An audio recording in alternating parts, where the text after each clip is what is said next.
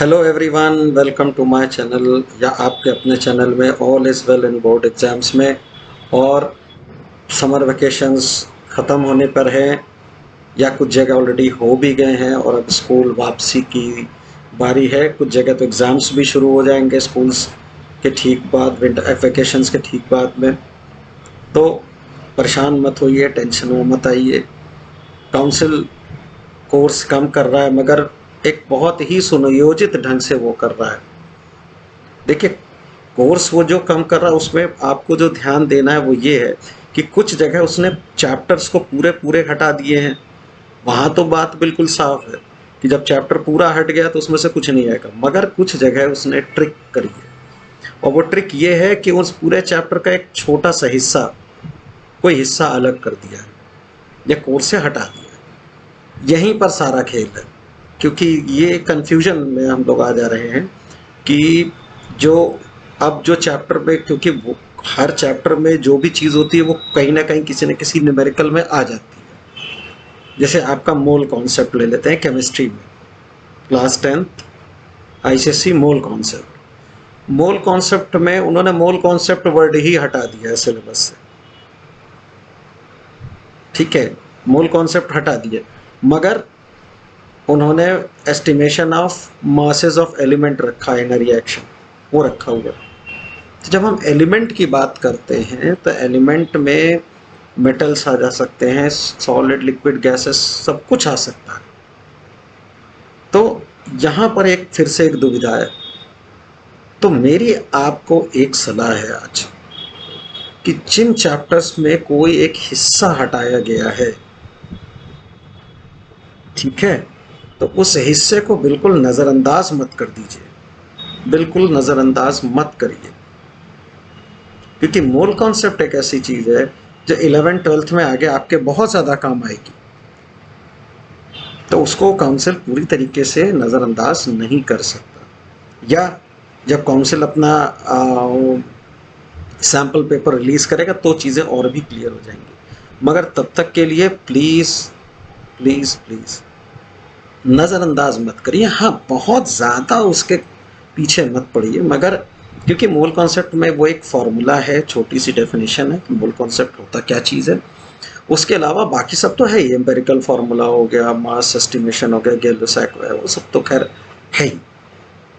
ठीक है, तो बिकॉज आप रिस्क लेने की स्थिति में नहीं है। हाँ, इंटर में सीधे सीधे चैप्टर्स हटा दिए गए हैं तो वहाँ चीज़ें बिल्कुल क्लियर कि ये आपको नहीं पढ़ना है, इसको दूर से ही नमस्कार कर लेना है, वो उसको टच भी नहीं करना है। मगर मैं फिर से कह रहा हूँ, बार बार कह रहा हूँ कि अगर किसी चैप्टर का कोई पोर्शन, छोटा सा पार्ट अलग कर दिया गया है तो उसको पूरी तरीके से नज़रअंदाज मत करिए। हल्का सा आइडिया, एस्टिमेट एक ले के रखिए, क्योंकि चैप्टर तो कोर्स में है ना, आपके चैप्टर तो है, उसका एप्लीकेशन कहीं और भी हो सकता है, किसी और भी चीज़ में हो सकता है, तो आप उसको अवॉइड नहीं कर सकते। तो मुझसे बहुत सारे स्टूडेंट्स केमिस्ट्री में मोल कॉन्सेप्ट के बारे में पूछ रहे थे कि सर क्या करें। मेरा आपसे सजेशन है, पढ़िए, सब पढ़िए, छोड़िए कुछ भी नहीं। हाँ, बहुत कठिन, बहुत ट्रिकी क्वेश्चंस नहीं आ सकते हैं, मगर मोल कॉन्सेप्ट तो अप्लाई होता ही होता है। और क्या, कितना इसमें पढ़ना है, एक फार्मूला, एक दो डेफिनेशन, बाकी तो आपके कोर्स में ऑलरेडी है, सिर्फ इतना ही तो अलग हुआ है उसमें से। एवोगैड्रो नंबर के बगैर आप आगे के सारे न्यूमेरिकल्स कर ले जाएंगे? जी बिल्कुल नहीं कर पाएंगे, फंसेंगे, कहीं ना कहीं आएगा ज़रूर। या 11th-12th आपका एवोगैड्रो नंबर के बगैर चलेगा ना, मोल कॉन्सेप्ट के बगैर, क्योंकि वहाँ पे तो सॉल्यूशन, पूरा पूरा चैप्टर ही इस पर टिका हुआ है। तो ये आगे बहुत काम आने वाला है। एक और सब्जेक्ट जिसमें बहुत कन्फ्यूजन होता है वो होता है इंग्लिश लैंग्वेज। क्या पढ़ें? इंग्लिश लैंग्वेज का देखिए, मुझे बहुत हंसी आती है जब कोई मुझसे कहता है सर इंग्लिश लैंग्वेज का सिलेबस क्या है। दैट इज द एक एक ऐसा हास्यास्पद क्वेश्चन है, क्योंकि लैंग्वेज का कोई सिलेबस नहीं होता। लैंग्वेज में आपको सब पढ़ना है, noun, verb, adverb, adjective, tenses, propositions, सब पढ़ना है।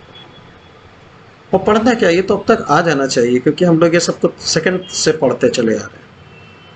हाँ, आईसीएससी में ऐसे राइटिंग आता है, 10th में नोटिस, ईमेल, लेटर राइटिंग, फिर grammar portion and comprehension. 11th 12th में आपका ऐसे है, आर्टिकल है, देन प्रपोजल राइटिंग है, then grammar and then comprehension. तो इसमें नया क्या है, ग्रामर में वही प्रपोजिशन, वही टेंसेज आएंगी, वही ट्रांसफॉर्मेशन ऑफ सेंटेंसेज आएगा, तो there is nothing new in it. और भाई इंग्लिश मीडियम में पढ़कर, इंग्लिश मीडियम बोर्ड में पढ़कर यदि आप इंग्लिश लैंग्वेज का सिलेबस पूछ रहे हो और गड़बड़ा रहे हो, तो फिर तो यार कहीं ना कहीं तो गड़बड़ है, राइट। इसी तरीके से आपके और भी सब्जेक्ट्स हैं जिनमें हो सकता है आपको कंफ्यूजन हो रहा हो। हाँ, बॉटम लाइन में कह रहा हूँ, फिर से कह रहा हूँ, बार बार कह रहा हूँ, पूरा चैप्टर यदि डिलीट हो गया है, पूरा चैप्टर, तो चिंता की बात नहीं है, मत बिल्कुल अवॉइड कर जाइए। मगर यदि कोई पोर्शन डिलीट हुआ है छोटा मोटा, तो एक बार उसको देख जरूर लीजिए, आप नज़रअंदाज करने की स्थिति में है नहीं, ठीक है। तो ऑल द बेस्ट, उम्मीद करते हैं आपके पेपर्स अच्छे हों, जिनके स्कूल खुल रहे हैं वो अच्छे से जाइए। मिलते हैं नेक्स्ट वीडियो में।